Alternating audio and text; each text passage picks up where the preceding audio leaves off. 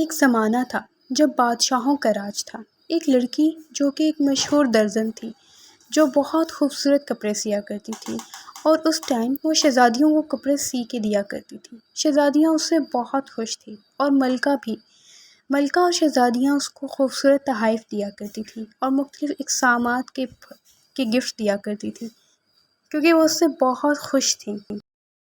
ایک دن درزن اپنے گھر میں آرام کر رہی ہوتی ہے، اور اس کی خادمہ اس کے لیے پلاؤ بنا رہی ہوتی ہے۔ تو اتنے میں شہزادی کا خادم اس کو بلانے آتا ہے، شہزادی کا پیغام لے کے کہ شہزادی نے اس کو اپنے محل میں بلایا ہے ضروری کام سے، اور وہ اپنی ملازمہ کو بول کر اس کے ساتھ چلی جاتی ہے۔ اتنے میں اچانک بگھی اڑنے لگتی ہے، اور وہ خادم ایک عجیب سے جانور میں بدل جاتا ہے۔ وہ ملازم اسے پرستان لے کے چلا جاتا ہے۔ پرستان پہنچ کر درزن حیران رہ جاتی ہے۔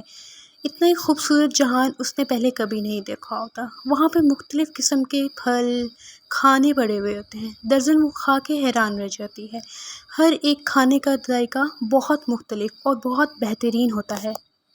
اتنے میں پرستان کے بادشاہ اور ملکہ درزن کو بلا کے بولتے ہیں کہ ہم نے تمہیں یہاں بلوایا ہے، ہم چاہتے ہیں کہ تم ہماری بیٹی کے کپڑے سیو، کیونکہ تم بہت اچھے کپڑے سیتی ہو، ہم نے سنا ہے، اور ہماری بیٹی کی شادی ہے اور اس کا جہیز تم تیار کرو گی، اور اس کے بدلے میں ہم تمہیں انعامات دیں گے، اور جو تم چاہو یہاں سے لے کے جا سکتی ہو۔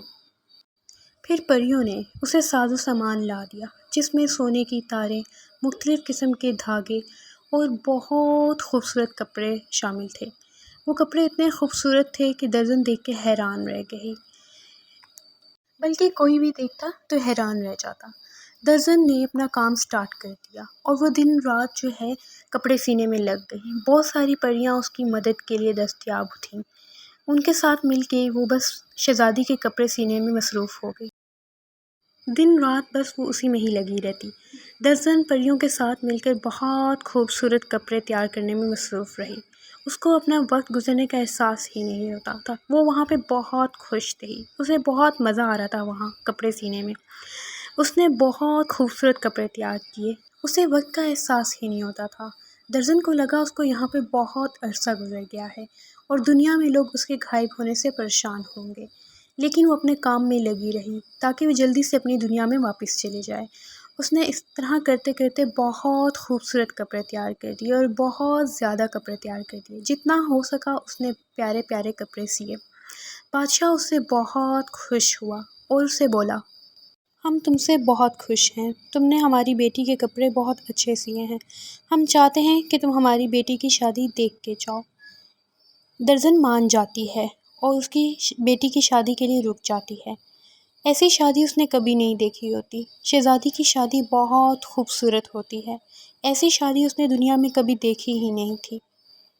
شادی ختم ہونے کے بعد بادشاہ درزن کو مختلف قسم کے تحائف دیتا ہے، اور اسے ایک پوٹلی دیتا ہے جس میں کچھ پوشیدہ ہوتا ہے۔ وہ اسے بولتا ہے اس کو گھر جا کے کھولنا۔ درزن راستے میں انہیں پتھر سمجھتے ہوئے پھینک دیتی ہے، اور سوچتی ہے کہ میری اتنی محنت کا مجھے صلہ یہ ملا کہ انہوں نے مجھے تحائف میں پتھر دیے۔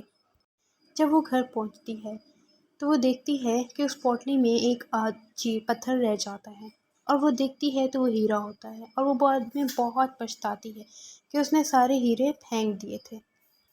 اس کی ملازمہ اسے کہتی ہے کہ آپ اتنی جلدی آ گئی ہیں، کیا وہ راستے سے ہی واپس آ گئی ہیں؟ کیونکہ اس نے ابھی تک پلاؤ بھی نہیں بنایا ہوتا، اور پرستان میں ٹائم اتنا آگے پہنچ چکا تھا، اور وہ دنیا میں ابھی صرف 15 منٹ ہوئے تھے۔ وہ اپنی ملازمہ کو کچھ نہیں بتاتی اور اپنے کمرے میں آرام کرنے چلی جاتی ہے۔